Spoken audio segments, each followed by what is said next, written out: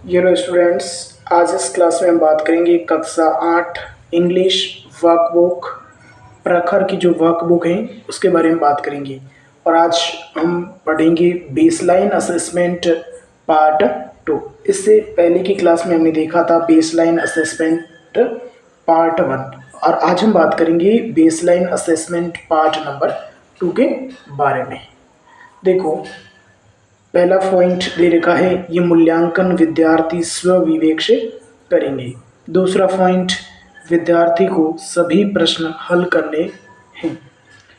तीसरा पॉइंट, शिक्षक विद्यार्थी को केवल प्रश्न समझने में सहायता करेंगे। चौथा पॉइंट, टिप्पणी करते समय शिक्षक विद्यार्थी की संपूर्ण शिक्षण गतिविधियों को ध्यान में रखेंगे। तो शुरुआत करते हैं प्रश्न नंबर 1। प्रश्न नंबर 1 देखिएगा, arrange the words in dictionary order. जो वर्ड दे रखे हैं डिवीज़न, ड्रॉ, डिवाइन, डायरेक्ट। अब इसको हमें क्या करना है कि अरेंज करना है। किस अरेंज करना है? The word in dictionary order. जो जिस प्रकार से डिक्शनरी ऑर्डर होता है, शब्दकोश में लिखे होते हैं वर्ड, उस ऑर्डर में हमें क्या करना है, इसको अरेंज करना है। तो जैसे देखो, डिवीज़न है, डी से शुरू है। अगर पहले कोई ए से शुरू है, ए लेटर, तो ए लिखेंगे। बी से शुरू है तो बी, सी से डी, और इस प्रकार से लिखेंगे। सभी वर्ड डी से शुरू हैं। फिर देखेंगे ये दूसरा वर्ड लेटर आई है, आर है, आई है, आई। तो आई पहले इसको छोड़ दो, ये हो जाएगा आई। तो इन 4 वर्ड में से पहला हो जाएगा डायरेक्ट, दूसरा हो जाएगा डिवाइन, तीसरा डिवीज़न और चौथा हो जाएगा ड्रॉ। इस प्रकार से पहले का दूसरा प्रश्न देखो, कॉटन, आंट, सीट, केक। और arrange the word in dictionary order में पहला हो जाएगा आंट, केक, कॉटन, सीट। अब बढ़ते ही प्रश्न नंबर 2 की ओर। प्रश्न नंबर 2 और प्रश्न नंबर 2 दे रखा है, match the opposite gender words. हमें मैच करना है और जो अपोजिट जेंडर है उसको मैच करना है। ये ए लिखा हुआ है, दूसरी तरफ हमें बी दे रखा है। पहले मेल, मेल का जो अपोजिट वर्ड हो जाएगा, इसको मिलाना है आपको फीमेल से। मेल को मिलाना है फीमेल से। दूसरा दे रखा है सिस्टर, सिस्टर हो जाएगा फिर बी में ब्रदर। तीसरा गर्ल, गर्ल से हो जाएगा बॉय। वुमेन, वुमेन का हो जाएगा ये मैन। अंकल का हो जाएगा आंट। लॉयन का लॉयनेस। किंग, क्वीन और कुक का हो जाएगा। इस प्रकार से प्रश्न नंबर 2 को हमने कंप्लीट किया। Match the opposite gender word. जो अपोजिट वर्ड, जो जेंडर दे रखा है, इसका अपोजिट जेंडर वर्ड को मिलान करना है। अब बढ़ते प्रश्न नंबर 3 की ओर। प्रश्न नंबर 3 देखो, join 2 words and make new words. 2 word को ज्वाइन करना है और एक नया वर्ड बनाना है। जैसे एयर, बैग। एयर और बैग को जोड़ना है, तो जोड़ने पर हो जाएगा AIR और BAG, जोड़ने पर हो जाएगा एयर बैग। दूसरा बास्केट प्लस बॉल, दोनों को जोड़ना है तो हो जाएगा बास्केट बॉल, हो जाएगा बास्केट बॉल। अब बढ़ेंगे प्रश्न नंबर नेक्स्ट, प्रश्न नंबर 4। प्रश्न नंबर 4 देखो, प्रश्न नंबर 4 दे रखा है, चूज द करेक्ट ऑप्शन। हमें करेक्ट ऑप्शन को चूज करना है। किस ऑप्शन को? करेक्ट ऑप्शन को चूज करना है। दिस सॉन्ग वॉज रिटन, खाली जगह AR रहमान। अब इसमें बाय भरेंगे या विथ भरेंगे? तो हमेशा देखें, हमेशा आपको ध्यान रखना है कि रिटन दे रखा है, तो रिटन के साथ हम भरेंगे बाय। लिखा गया है किसके द्वारा? AR रहमान के द्वारा। ये जो सॉन्ग है, this song was written by AR Rahman, ये सॉन्ग है AR रहमान के द्वारा लिखा गया था। Good is, God is good, खाली जगह में इसमें भरेंगे टू या वॉज। क्या भरेंगे? टू। क्या भरेंगे? Two. God is good to me. इस प्रकार से हमने प्रश्न नंबर 4 के A और B ऑप्शन देखे। प्रश्न नंबर 4 का तीसरा प्रश्न देखो। 4 का तीसरा प्रश्न दे रखा है, ही ट्रैवल्ड 10 किलोमीटर, खाली जगह 1 आवर में भरना है ऑन या इन, तो इसमें हो जाएगा इन। इसमें हो जाएगा इन 1 आवर। मतलब हमने 1 किलोमीटर की जो 10 किलोमीटर की यात्रा की है वो 1 घंटे के अंदर किए। तो ही ट्रैवल 10 किलोमीटर इन 1 आवर। अब पढ़ेंगे इसको। अनु वर ए नेकलेस, खाली जगह हर नेक, अराउंड या इनटू, तो इसमें करेंगे अराउंड, मतलब गर्दन के चारों तरफ होता है, अराउंड का मतलब चारों तरफ। तो अनु वेयर्स नेकलेस, अनु ने एक नेकलेस लाया है, अराउंड द हर नेक, उसके गर्दन के चारों तरफ है। समझ गए इस प्रश्न को। अब बढ़ेंगे हम प्रश्न नंबर 5 की ओर। प्रश्न नंबर 5 क्या दे रखा है, देखो समझना है। प्रश्न नंबर 5 दे रखा है rearrange the words to make a sentence. जो वर्ड्स दे रखा है इसको क्या करना है, रीअरेंज करना है। अरेंज, रीअरेंज का मतलब है इसको व्यवस्थित करना है, कौन सा शब्द, कौन सा वर्ड पहले आएगा, कौन सा बाद में आएगा। तो इसमें देखो ये जो ही लिखा हुआ है पहले लिखेंगे, he is afraid, afraid of lion, of lion हो जाएगा। समझ गए। इसमें ये भी लिखेंगे, he is afraid of lion हो जाएगा। दूसरा देखो, ट्रुथ स्लेस वी स्लेस स्पीक ऑलवेज शुड द, इसमें हो जाएगा we should always, we should, इसमें हो जाएगा we should speak, we should speak always the truth. इसका रीअरेंज हो जाएगा इसमें, we should speak always the truth. इस प्रकार से पांचवें प्रश्न को हमने कंप्लीट कर दिया। Rearrange the words to make a sentence. Afraid he of lion is, इसका हो जाएगा he is afraid of lion, he is afraid of lion. दूसरा देखो, truth we speak always should the, इसका हो जाएगा we should speak always the truth. प्रश्न number 6, प्रश्न नंबर 6 जो दे रखा है, arrange, arrange the jumble letters to form a meaningful word, मतलब जो दे रखा है वर्ड दे रखा है इसको मीनिंगफुल वर्ड बनाना। इससे क्या सा, जैसे ब्रीड, ब्रीड इंग्लिश में कोई स्पेलिंग नहीं है, तो इस ब्रीड से जो दे रखा है इससे हमें मीनिंगफुल वर्ड लिखना है। तो हम लिखेंगे वर्ड, तो वर्ड की स्पेलिंग हो जाएगी BIRD, BIRD। दूसरा देखो MANGON, मैगॉन, ये कुछ नहीं होगा तो हो जाएगा इससे मीनिंगफुल मैंगो, MNGO मैंगो। ये देखो TAWRE, इससे हो जाएगा वाटर, WATER वाटर। तीसरा इस कुल की स्पेलिंग है SCSOOL, स्कूल हो जाएगा। तो छठा प्रश्न भी कंप्लीट हो गया है। Arrange the jumble letters to form a meaningful word. Word, ये ब्रीड्स कोई स्पेलिंग नहीं है, इससे मीनिंगफुल बड़ा बर्ड, इससे वाटर, मैंगो, स्कूल। अब बढ़ेंगे प्रश्न नंबर 7 की ओर। प्रश्न नंबर 7 देखो, राइट द अपोजिट वर्ड। क्या करना हमें, अपोजिट वर्ड पढ़ना है। इसका जो अपोजिट वर्ड है, विलोम शब्द है, वो हमें क्या करना है, पढ़ना है। जैसे दे रखा है एबल, इस एबल का क्या हो जाएगा, एबल का हो जाएगा अनएबल, अनएबल, अनेबल क्या हो जाएगा, अनेबल। दूसरा दे रखा है अराइवल, अराइवल का करेंगे हम डिपार्चर, डिपार्चर पढ़ेंगे DEPARTUR, इसका हो जाएगा डिपार्चर। तीसरा दे रखा है ब्रेव, ब्रेव का हो जाएगा क्वाड, COWARD, क्वाड हो जाएगा। तीसरा दे रखा है स्मूथ, इसका हो जाएगा रफ, ROUGS।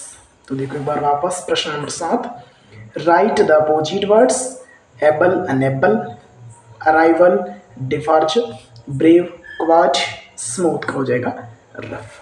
बढ़ेंगे प्रश्न नंबर 8 की ओर।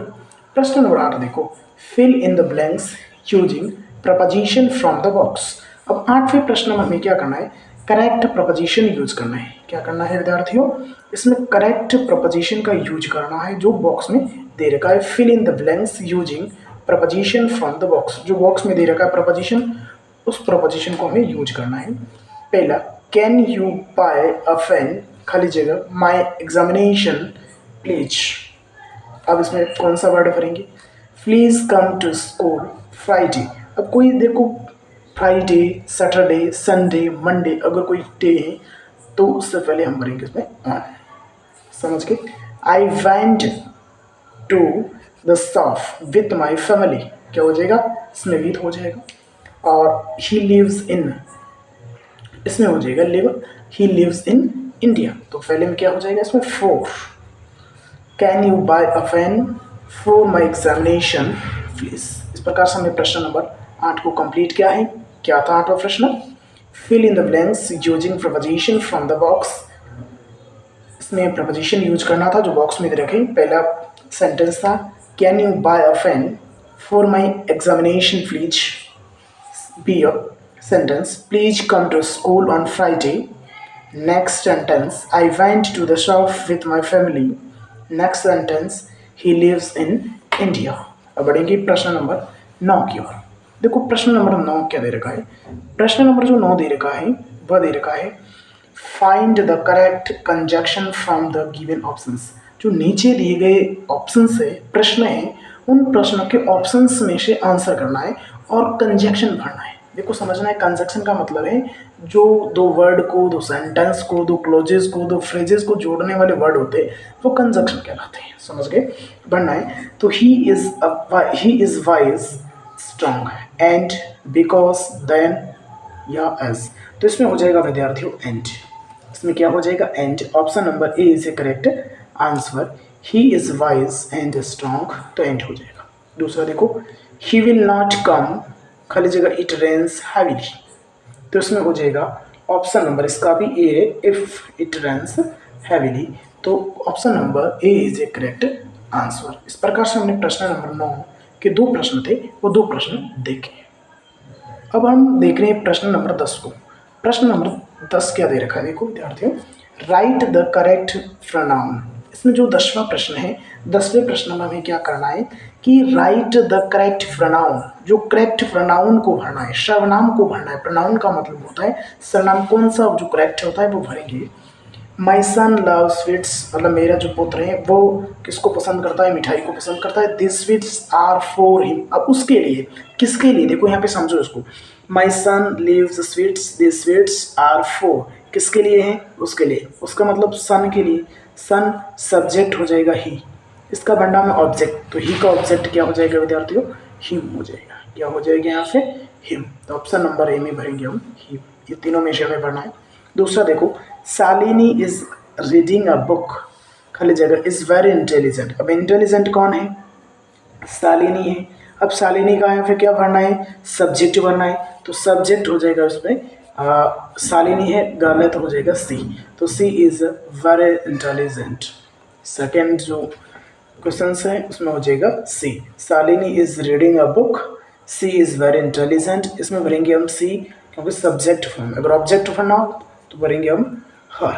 बढ़ेंगे तीसरा प्रश्न, mister Mathur is a good teacher, खाली जगह टीचेज अस इंग्लिश। अब कौन पढ़ाते हैं? मिस्टर माथुर। सब्जेक्ट भरना है इसमें, तो इसमें भरेंगे ही। क्या भरेंगे? ही भरेंगे। My school is good, is colourful. अब कौन कलरफुल है? स्कूल है, और स्कूल माई स्कूल, इसके लिए भरेंगे इट। इसमें भर देंगे विद्यार्थियों इट। इस प्रकार से हमने प्रश्न नंबर जो 10 है इसमें करेक्ट प्रोनाउन को फिल कर दिया। Write the correct pronoun. My son loves sweets, the sweets are for him. Salini is reading a book. She is very intelligent. Mr. Mathur is good teacher. He teaches us English. My school is good. It is colorful. बढ़ेंगे प्रश्न number 11 की ओर। प्रश्न number 11 देखो, underline the adjectives in the sentence below. जो नीचे दिए गए प्रश्न है, सेंटेंस है, उस सेंटेंस में हमें क्या ढूंढना है? एडजेक्टिव को क्या करना है? अंडरलाइन करना है। एडजेक्टिव का मतलब होता है विद्यार्थियों यहाँ पे विशेषण। एडजेक्टिव का मतलब होता है विशेषण। देखो हम विशेषण को क्या करना है? अंडरलाइन करना है। प्रश्न देखते हैं, underline the adjectives in the sentence below. My cat has a short tail, tail का मतलब पूंछ और शॉर्ट, इसमें एडजेक्टिव कौन सा हो जाएगा? शॉर्ट। यहाँ पे ये कर दो। दूसरा sentence, he is an honest boy, तो इसमें एडजेक्टिव कौन सा हो जाएगा? ऑनेस्ट, ये हो जाएगा adjective. Sentence third, an elephant has long years, years का मतलब होता है कान, तो लॉन्ग है, लंबे हैं, ये हो जाएगा आपका एडजेक्टिव। नेक्स्ट सेंटेंस, चीता इज अ फास्ट रनर, जो चीता होता है वो कैसा होता है? फास्ट रनर, तेज दौड़ता है, तो फास्ट क्या हो जाएगा? इसमें एडजेक्टिव हो जाएगा। इस प्रकार से हमने क्वेश्चन नंबर 11 को कंप्लीट कर दिया। Underline the adjectives in the sentence below. My cat has short tail, he is an honest boy, an elephant has long ears, cheetah is fast runner। अब बढ़ेंगे प्रश्न नंबर 12 की ओर। प्रश्न नंबर जो 12 है वो देखो, प्रश्न नंबर 12 में क्या दे रखा है? प्रश्न number 12, write plural of this words. जो वर्ड्स दे रखे उसको प्लूरल फॉर्म यूज करनी। ये सिंगुलर है, आर्मी, इसका जो प्लूरल बनाएंगे हम बनाएंगे RMY। अब देखो वाई को हटाएंगे और इसकी जगह लगा देंगे हम आमिस, तो आमी का हो जाएगा आमिस। चाइल्ड का जो प्लूरल हो जाएगा वो हो जाएगा चाइल्ड या चिल्ड्रन पढ़ेंगे, इसको चाइल्डर नहीं चिल्ड्रन हो जाएगा। नाइफ KNI और FE हटा देंगे, इसकी जगह लगाना आपको VES नाइफ्स। और बॉक्स एक्स है तो लगाएंगे बॉक्सेस BOXES बॉक्सेस पढ़ेंगे। क्या पढ़ेंगे इसमें? बॉक्सेस। तो प्रश्न नंबर 12 देखो, write plural of this words army armies, knife knifes, child children, box boxes. प्रश्न नंबर 13 देखो, give one word for the given groups of words. इसमें जो वन वर्ड भरना है, मतलब वाक्यांश के लिए एक शब्द पढ़ना है। The person who flies aeroplane, जो एरोप्लेन उड़ाता है उसको क्या कहेंगे? इसको कहेंगे पायलट। तो PILOT, इसको क्या बोलते हैं? Pilot. Next sentence, the person who repairs car, वह व्यक्ति जो कार को रिपेयर करता है उसको कहेंगे mechanic. MACHANIC mechanic. Third person, the person who puts out fire, fire को जो फुट्स करना मतलब बुझाने वाला होता है, फायरमैन। FIRE और फायरमैन होगा। सम वन हु ट्रीट्स पेशेंट, मतलब पेशेंट का जो इलाज करने वाला व्यक्ति होता है डॉक्टर, DOCTOR। इस प्रकार से हमने प्रश्न नंबर 13 को देखा। Give one word for the given group of words. The person who flies aeroplane, pilot. The person who repairs car, mechanic. The person who puts out fire, fireman। someone who treats patient, doctor। बढ़ेंगे next प्रश्न की ओर।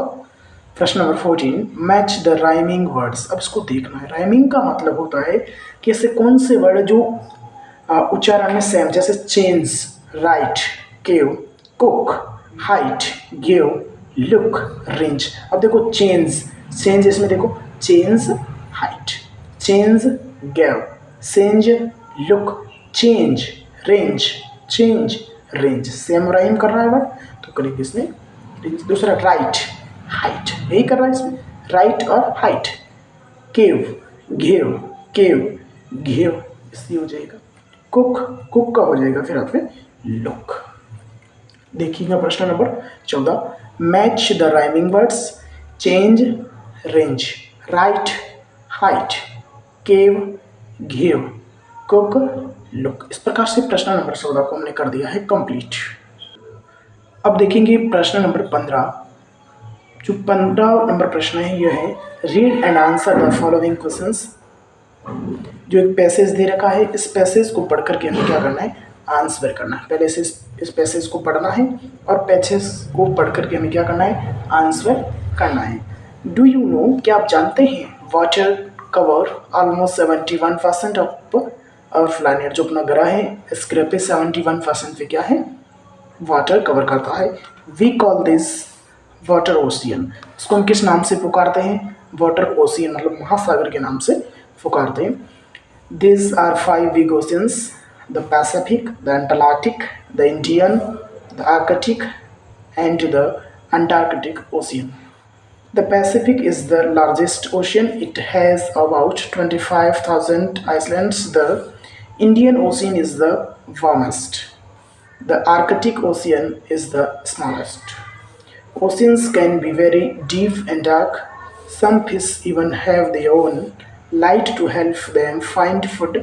People can't swim to the bottom of the oceans, so scientists use submarines to explore those areas. तो पढ़ेंगे, हमने passage को पढ़ा है, इस पैसेज को पढ़ करके हम करेंगे आंसर। प्रश्न नंबर देखो first, name the 5 oceans around the world. जो वर्ल्ड में 5 ओशियंस है उसके हमें नाम भरना है। तो ये दे रखा देखो द पैसिफिक, ये दे रखा इसमें द पैसिफिक। पहला हो जाएगा द, ये पहला word the Pacific, the Pacific. दूसरा हो जाएगा आपका द अंटार्कटिक, दूसरा हो जाएगा द अंटार्कटिक, दूसरा हो जाएगा द अंटार्कटिक। तीसरा हो जाएगा द इंडियन, द इंडियन। चौथा हो जाएगा आपका द आर्कटिक, द आर्कटिक। और लास्ट हो जाएगा अंटार्कटिक, एंड लास्ट हो जाएगा आपका अंटार्कटिक ओशियंस। इस प्रकार से प्रश्न नंबर 1 का आपने आंसर कर दिया है। Name the 5 oceans around the world, the Pacific, the Atlantic, the Indian, the Arctic, the Antarctic. बढ़े की प्रश्न नंबर 2 की ओर। Name the largest and the smallest ocean. हम पढ़ना है लार्जेस्ट। देखो कौन सा ओशियन है वो लार्जेस्ट है, लार्जेस्ट मतलब सबसे बड़ा है, और दूसरा पढ़ना स्मॉलेस्ट, दूसरा हम भरेंगे स्मॉलेस्ट। तो इसमें भरेंगे लार्जेस्ट कौन सा, देखो the Pacific is the largest ocean, तो पहले का आंसर करेंगे हम द पैसिफिक, पहले का हो जाएगा अपना द पैसिफिक। दूसरा स्मॉलेस्ट हो जाएगा ये देखो द आर्कटिक ओशियन, हो जाएगा द आर्कटिक ओशियन। क्या हो जाएगा इसमें विद्यार्थियों, द आर्कटिक ओशियन हो जाएगा। अब प्रश्न नंबर 3 देखो, give the opposite of. Largest का होता है स्मॉलेस्ट, लार्जेस्ट का क्या हो जाएगा, स्मॉलेस्ट हो जाएगा, SMALLEST, स्मॉलेस्ट हो जाएगा, स्मॉलेस्ट हो जाएगा। और डीप, डीप का होगा सैलो, SSALLOW हो जाएगा।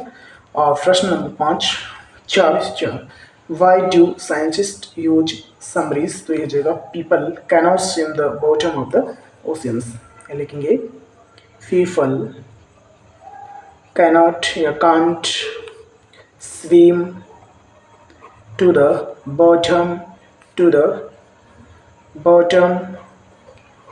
of the oceans। इस प्रकार से हमने जो बेसलाइन असेसमेंट पार्ट 2 था इसको कंप्लीट कर दिया है। थैंक यू, धन्यवाद।